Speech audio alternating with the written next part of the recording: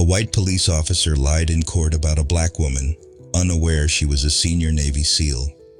He underestimated me. Officer Simmons had no idea that behind the calm demeanor of a black woman was a glorious military past. But the truth always finds a way. There are things, no matter how distorted, that eventually come to light. And in a courtroom where justice is debated through every word and every glance, that truth silenced the entire room in shock. A white police officer accused a black woman of resisting arrest and assault. His story initially sounded convincing. He spoke in a calm, confident tone, as if everything happened exactly as he described, and everyone in the courtroom, from the jury to the judge, seemed carried along by his narrative. Until the woman took the witness stand. A gentle step, a piercing gaze, and a composed voice. She flipped the entire case. Who was she? And why did her testimony leave the officer, the jury, and even the judge stunned? Everything began on what seemed like an ordinary night. Dim yellow streetlights shone down on the sidewalk where Monica Jackson, a black woman, stood, looking at her phone screen. She was checking a map. Just a simple, harmless action. But to Officer Simmons, it was enough to arouse suspicion. He approached her, shining a flashlight in her face and asking with a harsh tone, "What are you doing here?" Monica calmly replied, "I'm checking directions to get home." Simmons demanded her ID. Monica asked, "What did I do wrong?" That question, instead of being answered reasonably, was met with arrogance.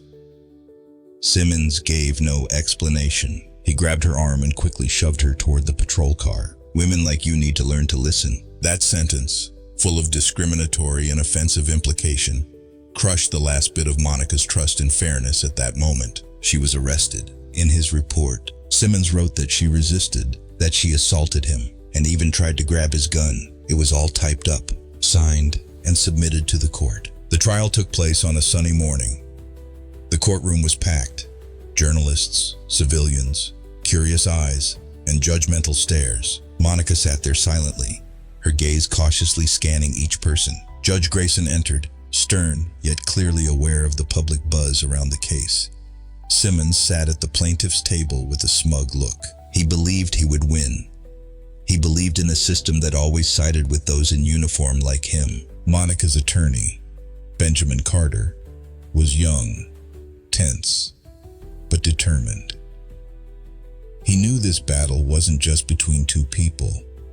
It was between two truths. When Simmons took the stand, he recounted the event with a rehearsed script, his voice steady, eyes locked on the jury. He emphasized how Monica was hostile and aggressive, that he was forced to act to ensure his own safety. The room fell silent, listening intently. All eyes then turned to Monica, the woman on trial, and then it was her turn to rise. She slowly walked to the witness stand. Her posture is straight, gaze calm, face expressionless. She spoke. "I can explain, but first, I want to clarify. The officer's testimony is not only false, but a deliberate distortion of what happened." The courtroom held its breath. Monica's calm didn't stem from fear, but from certainty. The truth she had carried with her since the first day she stepped into that courtroom. She recounted everything, from the flashlight in her face, the condescending tone, the arm grab, to the humiliating remark. Every word she spoke was like a blade slicing through the lies Simmons had crafted. She said, "I didn't grab a gun. I didn't attack. I only wanted to know why I was being asked for ID while standing on a sidewalk." And then she ended with a sentence that brought the room to complete silence. "I am Lieutenant Commander Monica Jackson, retired Navy SEAL of the United States Navy. I was trained to handle high-stress situations without resorting to violence. And that night, I did exactly that." Simmons' face froze. His colleagues in the back exchanged doubtful glances. The judge couldn't hide his astonishment.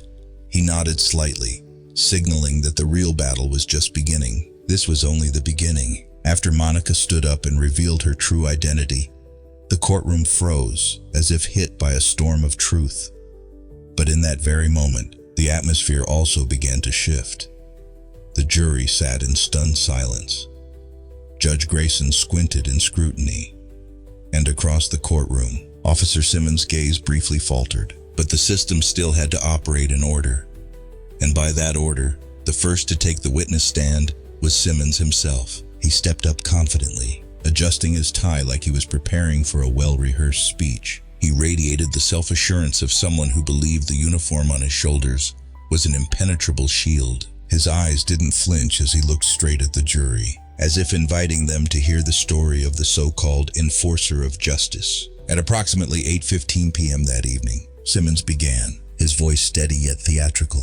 I was patrolling the East Commercial District when I noticed a black woman standing near a closed business. He paused for effect, then continued. The woman, later identified as Monica Jackson, was loitering suspiciously and refused to comply when asked to identify herself. When I approached and questioned her, she responded with hostility. I tried to stay calm and de-escalate, but she assaulted me. The courtroom fell silent again. Simmons took a deep breath, as if reliving a painful memory. She struck me in the chest, he went on, and even tried to grab my weapon. Under those circumstances, I had no choice but to restrain her to ensure my safety and that of the public. At this point, murmurs began to ripple through the courtroom. The prosecutor nodded approvingly, seemingly pleased. But Monica didn't move. She sat still, eyes locked on Simmons. Her face was like a mask of silence, emotionless. Yet inside, her mind was operating like a tactical radar. Every small movement of Simmons, his clenched and released fists, his constantly shifting posture, the way he avoided her gaze. None of it escaped the eyes of someone trained to read body language like Monica. No rebuttals, no interruptions. Monica simply remembered every word, every phrase, every detail of the narrative Simmons was building like a stage play already written. At the defense table, Benjamin Carter, Monica's legal counsel, looked visibly worried. He was still too young. Cases involving race and power didn't just require sharp arguments, they demanded steel nerves. He glanced at Monica, hoping to find some calm, and received a small nod with a quiet but powerful whisper. Stay calm. Focus on the truth. Carter took a deep breath. Those words, though soft, were like a command from the commander he had read about in the files. A woman who not only knew how to fight, but knew exactly when silence lets the truth speak for itself. Simmons ended his testimony with a dramatic sigh, as if he were the most wounded party in this tale. I didn't want to escalate the situation, he said, but when faced with a hostile individual capable of harm, I had no other choice. That pretense might fool others, but not Monica. She knew, just as she could distinguish the footsteps of her teammates in a jungle, that Simmons was lying. And the way he lied wasn't out of panic, but because he believed the system would protect him, no matter the truth. As Simmons stepped down, he didn't look at Monica. He walked past her as if she were invisible, but that very act of ignoring her exposed the fear rising inside him. And then, Judge Grayson's eyes turned to the defense table. Miss Jackson, he said sternly, the court calls you to the stand. In that moment, the room held its breath once more. Once again, the truth was about to speak. Not with anger, but with the calmness that leaves no room for lies. After Simmons finished his testimony, the room was filled with tension as if everyone was waiting for something monumental to happen. And then, the call came from Judge Grayson. Ms. Monica Jackson, please approach the stand. All eyes immediately turned to the black woman sitting quietly at the defendant's table. Monica stood up, adjusted her cuff like a ritual, and then walked with steady steps toward the front.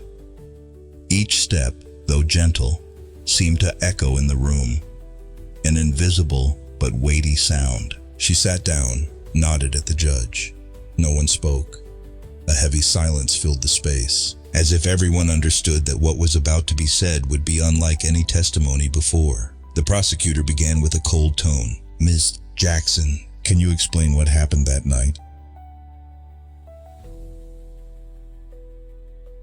Monica was unwavering. Her voice was deep, clear, and firm. I can, but first, I need to clarify one thing. Officer Simmons' testimony is not only false, but also a deliberate attempt to distort the nature of the events. A wave of whispers immediately spread through the courtroom. Some murmured, others gasped, but Monica remained completely calm. Her eyes swept over the jurors, not with a pleading or accusing gaze, but as an invitation for them to listen to the truth. That night, Monica continued, I simply stopped at the corner of Magnolia and Fifth to check directions on my phone. I did not break any laws. I did nothing suspicious. I stood on the sidewalk. She paused, took a deep breath, then continued. And then, Officer Simmons appeared. He shined his flashlight directly into my face, not to observe, but to apply pressure. He asked me what I was doing there. I answered, I'm checking directions home. But instead of leaving or providing an explanation, he continued to question me in a provocative tone. The prosecutor interrupted, his voice skeptical. And how did you respond to that attitude? With calmness, Monica answered succinctly. I asked him, did I do something wrong? Monica stared directly at Simmons, her gaze sharp as a knife. And that's when he grabbed my arm. No warning, no answer to my question. He simply grabbed my arm as though I were a criminal. I clearly said, let go of my arm. I didn't do anything wrong. But instead of letting go, he tightened his grip. The air in the room grew dense. Jurors began exchanging glances. Judge Grayson tilted his head slightly, as if weighing each word. Monica paused for a beat, and then the officer said something I will never forget. The room fell silent. He said, women like you need to learn to listen. A wave of anger and astonishment spread through the courtroom. Some spectators gasped for breath. Others shook their heads, lips pressed tightly together. Monica remained in position. She didn't need to raise her voice, because the truth, when spoken at the right moment, always has its own volume. At that moment, she continued, I felt humiliated, but I didn't resist. I didn't yell. I didn't strike him. I didn't grab his weapon. Those things, as he claimed, are fabrications. The prosecutor attempted to rebut. So do you have any evidence for your words? Any cameras that recorded this? Monica looked him squarely in the eye. No, because, conveniently, his body camera just happened to malfunction that night. A technical issue, very convenient. But what's strange is, in all my military career, I've never believed in coincidences. I believe in tactics. Her words sliced through the room like a knife. Monica didn't need to shout, nor did she need tears. Every word she uttered carried weight, experience, hurt, and justice stolen. I don't have a video, she said, but I have the truth, and truth, as always, will find its way to surface. She sat up straight, her eyes forward. No one spoke. That truth, although not yet proven with physical evidence, had been planted in the minds of everyone in the room. And it would take root. The truth Monica planted into the courtroom air still echoed, not yet settled, when lawyer Benjamin Carter stood up, as if invigorated by his client's testimony. He stepped forward, his face quiet but his eyes burning with determination. Your Honor, he said, his voice steady and clear. The defense wishes to submit new evidence, a video, unintentionally recorded by an outside witness. The courtroom was thrown into a stir. Whispers spread rapidly. The prosecutor immediately objected, his voice sharp. Your Honor, this is an unexpected move. A violation of procedure. Why wasn't this evidence presented before? But Judge Grayson raised his hand, signaling for order. Order. Let me review the evidence before making a ruling. Benjamin pulled a USB drive from his inner pocket and walked toward the court's technical staff. Moments later, the large screen at the front of the courtroom flickered to life. The entire room held its breath. The video began. The image shook, filmed from inside a car, mostly obscured by the window frame. But the sound, that was undeniable. On screen, the shadows of two people appeared on the sidewalk. A male voice, clearly Simmons, rang out. Don't make this harder than it needs to be. Let go of my arm. A female voice responded, calm yet firm. I'm not resisting. And then Simmons' voice, cold and loaded with implication. Women like you aren't allowed to question me. In an instant, the room exploded. Gasping breaths, chairs creaking, hands slapping against the desk in disbelief. Some covered their mouths. Others exchanged shocked glances, unable to believe their ears. Judge Grayson slammed the gavel down. Order! I demand order in this courtroom now! But even the sound of the gavel couldn't calm the shockwave that swept through everyone present. The spoken evidence now had the voice of technology to validate it. Monica remained seated. No smile, no sign of triumph. Her gaze was like a still winter lake. Calm, deep. She was the rock in the midst of the storm. She knew this wasn't the end. Benjamin turned to look at her, almost whispering in awe. "This video tears his testimony apart." Monica responded softly, but each word cut through the air. "That's just a crack. Ben, we need more than that." Judge Grayson raised an eyebrow, as though sensing something bigger was quietly unfolding. He declared a recess, saying the trial would continue tomorrow. The plaintiff's side began to waver. Simmons, slumped in his chair, no longer carried the same air of calm. His hands were clenched tightly, his nails digging into his palms. Meanwhile, Monica, still herself, sat motionless like a soldier standing guard at the edge of life and death. The trial would continue, and the truth now was no longer a seed. It had sprouted into a spear. The evening sunlight began to fade as Benjamin Carter turned down a small street leading to the quiet suburbs. Unlike the tense atmosphere of the courtroom, where every word was dissected and every glance carried suspicion, here, there was an odd sense of tranquility. The wind passed through the tall oak trees, rustling the leaves and casting shadows over the gravel road. Monica's house appeared around a bend, a small, humble home, yet well kept. Carter stopped the car, exhaled lightly as if preparing himself for a conversation he knew would change everything. He stepped out, adjusted his coat, and then gently knocked on the dark wood door. It opened almost immediately. Monica stood there, wearing a simple gray sweatshirt and black leggings. Her hair was tied back neatly, and her gaze still held the familiar calmness. But today, there was something softer about her demeanor. "Come in," she said quietly, stepping aside to let Carter in. The inside of the house reflected part of Monica's personality. Minimalistic, tidy, and serene. There weren't many possessions, no elaborate pictures, but on the wall was a single framed photograph. Her, younger, in her SEAL uniform, eyes sharp as knives, and standing straight as a symbol of discipline. Beneath the frame was a glass case, holding a neatly folded American flag in a triangle, along with a few gleaming medals. A low bookshelf against the wall was filled with books on tactics, military history, and leadership. "I suppose you're not used to this kind of quiet." Monica smiled softly, motioning to the sofa. "Sit down." "Thank you," Carter replied, sitting down. He placed his briefcase beside him, his hands clasped together, his gaze wandering with curiosity and a hint of unease. Monica didn't speak much. She walked to the bookshelf, pulled out a brown leather file, worn at the corners but carefully preserved. She placed it on the coffee table between them and then sat in the chair opposite him. "Here," she said briefly. "What's this?" Carter asked, glancing quickly at the cover. "My military dossier. Everything you need to know about me is in there." Carter hesitated. He opened the file with the caution of someone about to touch the truth. The yellowed papers inside were neatly arranged, from training certificates, achievement records, to confirmation of service on various front lines. He skimmed through, then slowed down, nearly stunned. Lieutenant Commander Monica Jackson, SEAL Team, served in Afghanistan, Iraq, Somalia, Honduras, squad leader in top secret missions. His eyes widened as he turned the pages. "Oh my God, you're a SEAL?" Monica nodded, her face expressionless. "I was, Lieutenant Commander," Carter repeated, as if still unable to process the information. Why didn't you tell me from the start?" The question wasn't accusatory. It was filled with surprise, and most of all, sheer astonishment. Monica paused for a few seconds before answering.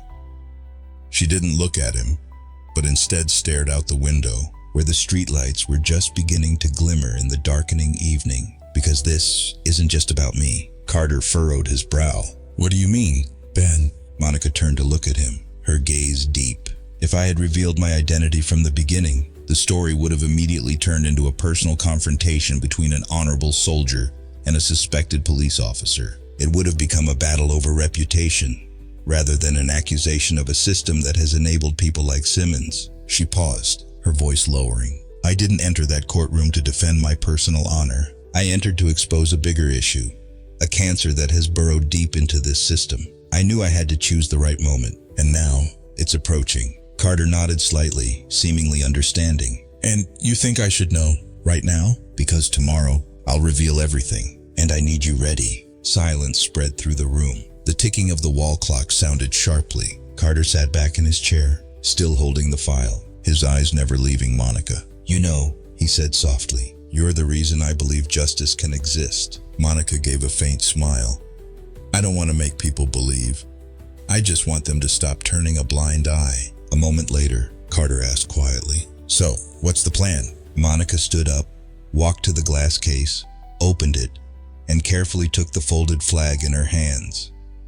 She gently turned it over, then said, tomorrow, I'll show the whole court. I'm not the defendant. I'm someone who has faced the world's most dangerous enemies, and I won't let a lying cop destroy the public's trust in the truth. Carter looked at her, filled with admiration. You'll make them afraid. No, Monica replied, her voice steady. I'll make them wake up. On the way back, Carter said nothing. He drove slowly through the streets bathed in the night's light. In his mind, the pieces began to connect. The calm, almost cold gestures of Monica, the steadfast look in her eyes, how she didn't resist, didn't fall into panic. All of it was a sign of someone who had faced life and death situations, someone trained to control every emotion in the harshest moments. And now she was using that skill, not to destroy enemies, but to overturn a lie. The next morning, Carter was the first to arrive at the courthouse. He stood before the empty courtroom, looking at the seats that were yet to be filled. In his mind was the image of the military dossier and Monica's strong assertion. Today, the truth wouldn't just be spoken, it would be proven. The early morning sky had a faint gray hue, but it couldn't hide the simmering heat rising outside the city courthouse. News of Monica Jackson's true identity had spread overnight. The media camped out from early morning, cameras aimed straight at the wooden door that would decide honor and justice. Crowds gathered, not just to watch a trial, but to witness a truth being revealed, not with words, but with courage. Inside, the atmosphere was thick, as if everything had been compressed. Every sigh turned into sound. The benches were packed, all eyes focused on one place, the empty seat where the defendant was supposed to sit. But when Monica walked in, she didn't head for the defendant's chair. She walked straight to the witness stand, where the light from the window shone across her shoulder, highlighting her commanding presence without any need for introduction. She wore a white shirt, buttoned all the way to the top, and a neat naval jacket with no wrinkles. Every step she took seemed to have a rhythm, as if her footsteps didn't just echo on the wooden floor, but also in the conscience of everyone in the room. Ms. Monica Jackson, the judge spoke. Are you ready to testify? She nodded. I'm ready. Her voice rang clear, each syllable sharp without a tremor. I am Lieutenant Commander Monica Jackson, retired U.S. Navy SEAL. For 2 decades, I served in the toughest battlefields, not to prove anything, but because I believe in duty, in truth. The air in the room shifted immediately. Some people in the back opened their mouths. Reporters frantically typed away on their laptops, but Monica didn't look at anyone except the jury. Her eyes shone, not with anger, but with the determination of someone who had lived to protect the truth, and now was fighting to prevent it from being buried. I did not commit a crime. I did not evade the law. That night, I simply stood on the sidewalk, checking directions on my phone. I didn't cause any trouble. I didn't break any laws. But Officer Simmons approached me with eyes not to question, but to impose. She paused, her voice deepening. I asked him why I was being asked for my ID. He didn't answer. Instead, he grabbed my arm. When I asked to be released, he tightened his grip. Then he shoved me into the car, handcuffed me, and charged me with assault. A whisper spread through the courtroom. Monica still didn't blink. No tears, no pleading. Just the truth. Simple but undeniable. He wrote that I tried to grab his weapon, that I resisted. None of that is true. It's all to justify his abuse of power. The judge stared at her, speechless. The prosecutor stood frozen. And Simmons, at the plaintiff's table, began to lower his head. Monica didn't miss the moment. She turned to the jury, her eyes burning with intensity. I was trained to stay calm in battle, to protect lives without resorting to violence. I didn't resist because I understood. Sometimes the most dangerous thing isn't the blow, but the look of someone who thinks they have the right to trample on someone's dignity. She stopped. The room held its breath. Then she said each word like a hammer. Officer Simmons didn't threaten my safety. He threatened my dignity, and I refused to let him take that from me. Her words struck like thunder. People in the back leaned forward. Some placed their hands over their hearts, moved. Others wiped away tears, and Simmons, visibly trembling, ran his hand over his forehead. The smug smile from the early days of the trial now seemed like a distant memory. Benjamin Carter stepped forward and stood next to Monica, saying nothing. He simply placed a hand gently on her shoulder. That simple gesture was a symbol of absolute trust. He didn't need to argue further, because the truth had already spoken for itself. The judge looked around the room, then back at Monica. His gaze lingered for a long time, as if weighing not just the testimony but the courage behind it. Officer Simmons, he spoke, his voice now lower. The court will summon you to the witness stand to respond to the testimony. And from that moment, the scales of justice began to tip. After Monica's explosive testimony, the courtroom seemed as though it had been tipped over by the weight of the truth. But Prosecutor Richard Avery was not one to yield easily. Though his eyes no longer held the same confidence, he still stood firm. Walking to the center podium, his voice cold as he said, "We call Officer Bradley Simmons back to the witness stand." Simmons rose slowly, walking with a heavier step than before. The confident demeanor he once had at the start of the trial was gone. His footsteps echoed in the space, filled with hesitation. As he sat down and adjusted the microphone, the entire room watched his every move. The looks from his colleagues in the back were no longer supportive, but filled with scrutiny. Avery began. "Officer Simmons, you've heard the defendant's testimony. Do you have anything to respond to?" Simmons cleared his throat. "Yes, her testimony is somewhat distorted. The video shown does not present the full context. It's just a clipped segment with no background, and it doesn't explain everything that happened. I acted within the limits of my duties." Avery nodded as if to encourage him. "So you stand by your original testimony?" "Yes," Simmons replied, his voice starting to falter. At the defendant's table, Benjamin Carter stood up, sharp and decisive. He walked to the witness stand with measured steps, his gaze keen. The room seemed to fall silent as he spoke. "Officer Simmons," he said in a calm voice, "you claim that my client, a woman with no weapon, no criminal record, became so aggressive that she threatened you. She refused to cooperate, refused to provide identification, clearly resisted." Simmons began. Benjamin cut him off, his voice as sharp as a blade. "And do you have any evidence of that? Physical evidence?" Simmons glanced down, his hands tightening slightly. "The body camera on me malfunctioned, but her behavior, I witnessed it firsthand. No fingerprints on the weapon," Benjamin continued, not letting Simmons off the hook.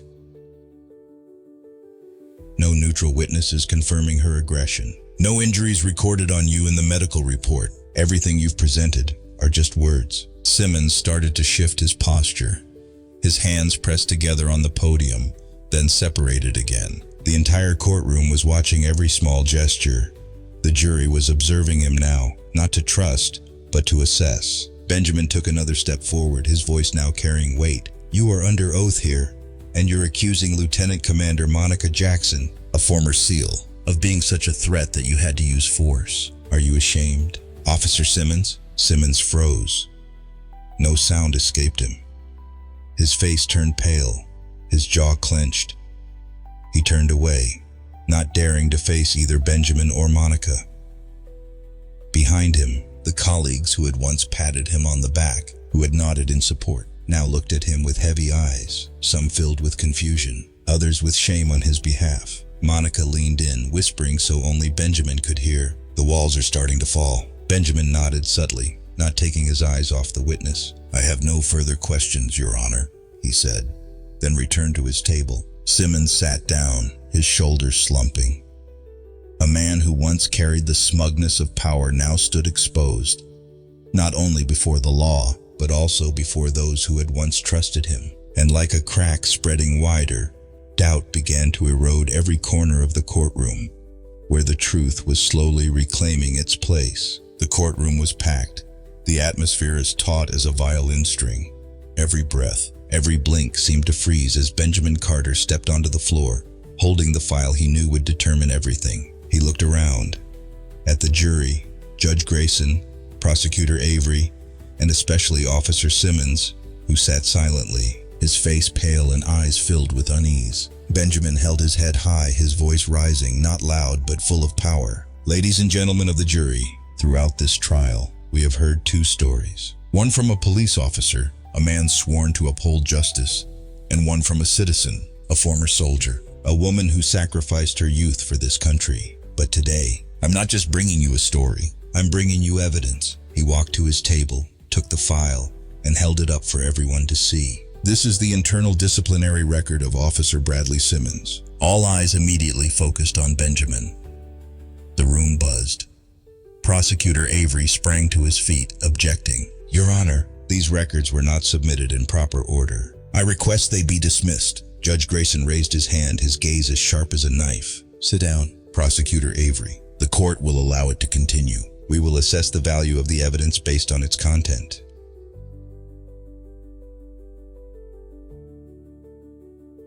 Benjamin nodded at the judge and turned back to the jury. He methodically handed out copies of the documents to each juror. Each of you is holding a copy of the internal complaints filed against Officer Simmons over the past 7 years. More than 12 cases related to excessive violence, racial bias, and violations of civil handling procedures. Many cases were left uninvestigated or buried by superiors, but the records didn't disappear. The truth didn't disappear. The room went completely still. The papers flipped, and the faces of the jurors slowly took on a serious expression. Benjamin continued, his voice lowering but becoming clearer with each word. This is no longer about one night. This is a pattern of behavior. And my client, Monica Jackson, is just the latest victim of a system that allowed Simmons to keep wearing the uniform, to keep wielding power, despite the truth. He paused, then turned toward Monica. Ms. Jackson, do you have anything you'd like to say to the jury? Monica stood up. She didn't need notes, nor did she look at anyone but the jury. She stood tall, her eyes bright, her voice clear as it rang with resolve. I am not a threat. She paused briefly, letting each word sink into the thick silence of the room.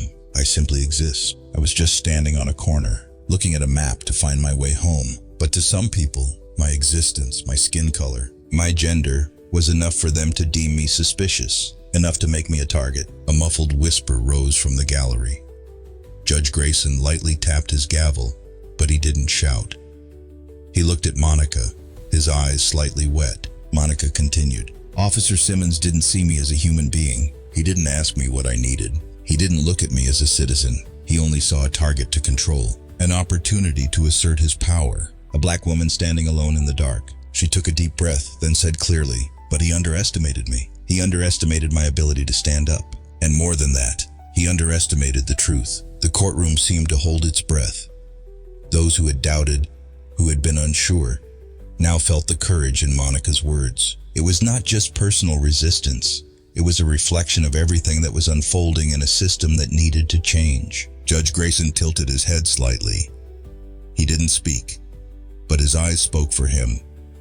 He understood. Benjamin turned back to conclude. We cannot let the truth be twisted by uniforms. We cannot let the title of police officer become a shield for violence, for bias, for manipulation. The truth must have a voice. And today, the truth has spoken, clearly, powerfully, and unmistakably. He turned to the judge. Your Honor, we have no further evidence to present. The room remained silent.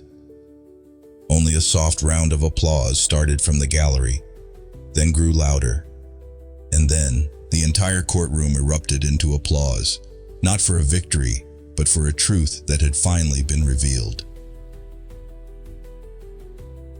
Judge Grayson slammed the gavel down. Order! But even he couldn't hide his emotions. His voice faltered. The court will recess for 15 minutes before deliberation begins. Monica sat down.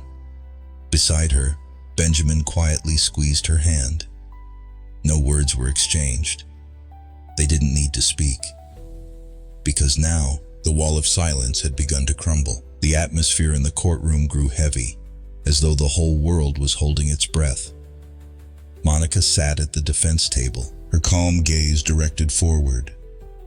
Benjamin Carter sat next to her, his hand gently gripping the edge of the table, his eyes fixed on the jury, who were about to return.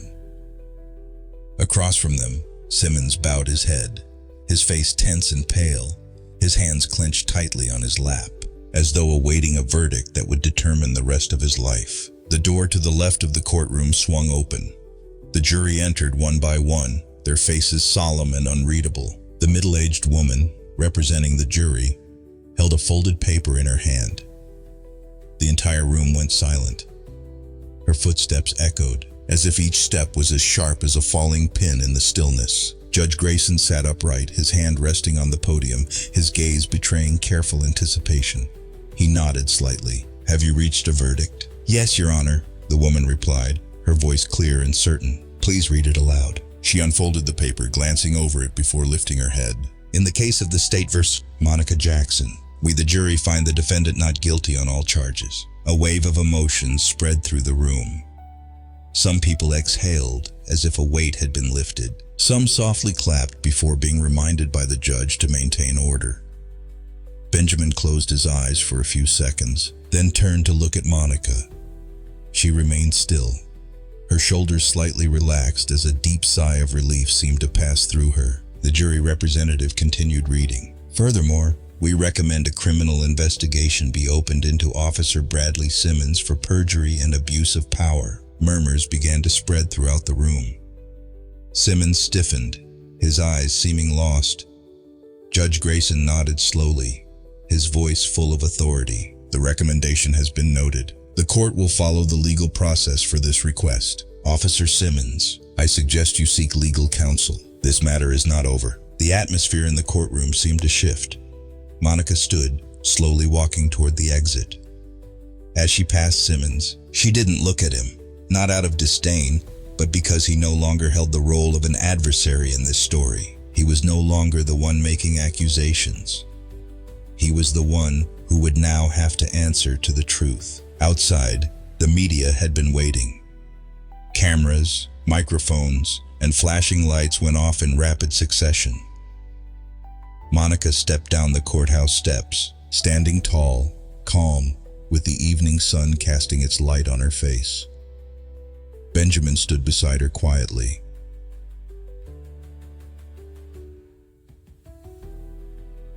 A reporter shouted, "Do you have anything to say?" "Lieutenant Commander Jackson?" Monica looked directly into the camera, her voice clear, firm, yet emotional. "This is not just my victory. This is a victory for the truth, for justice, and for all those who have ever been silenced by corrupt power. I did not fight alone, and I will not stop fighting until everyone is heard and respected as human beings." Her words caused the crowd to fall silent for a few seconds.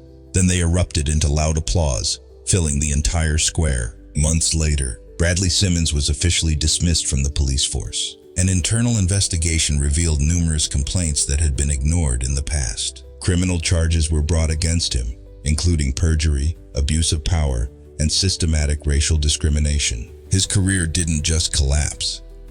It became a symbol of the corruption within a part of the public system. As for Monica, she didn't retreat into a quiet life as many had assumed. On the contrary, her name began to be mentioned at conferences, forums, and law schools across the country.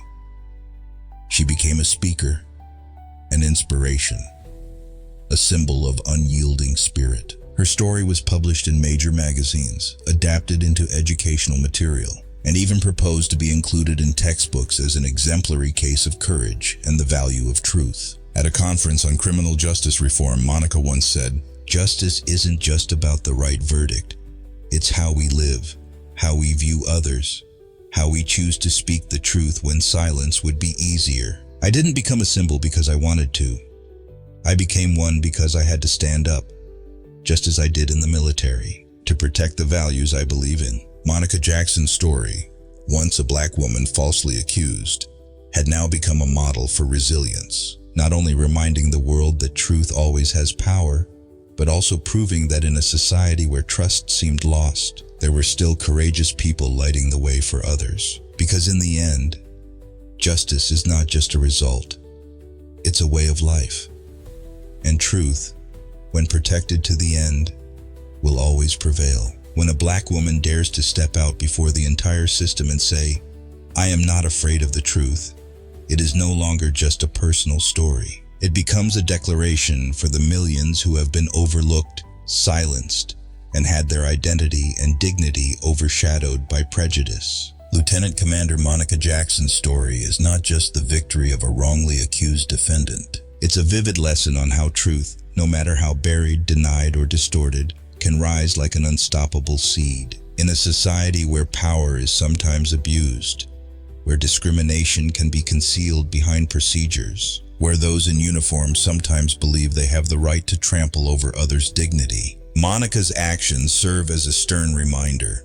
Justice is not the privilege of the few, but the sacred right of all.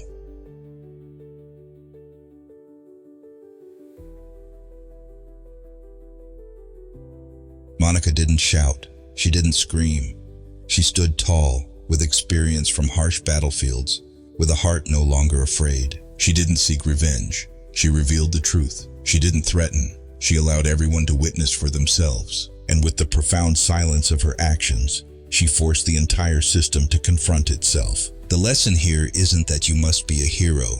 It's this: do you dare to stand up when silence would be easier? You can be an ordinary person, but when you witness someone being treated unfairly, when you see things going wrong, and you choose to speak up, you have become a guardian of justice. If you've ever felt lost, overlooked, misunderstood, remember that there are people like Monica who have paved the way so that you don't have to fight alone. And if you live in a society where truth is easily overshadowed by the voice of the powerful, you too can be a small light, one that doesn't fade, but shines a path for those who follow. We may not change the entire system in a day, but we can change how we respond when faced with injustice.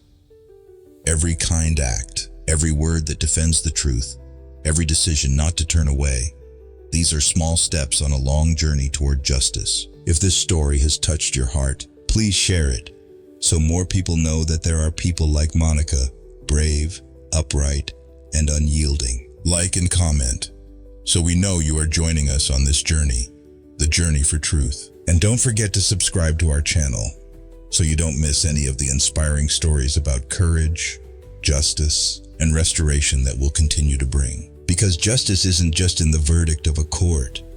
Justice lives in every choice we make, to see, to feel, to act.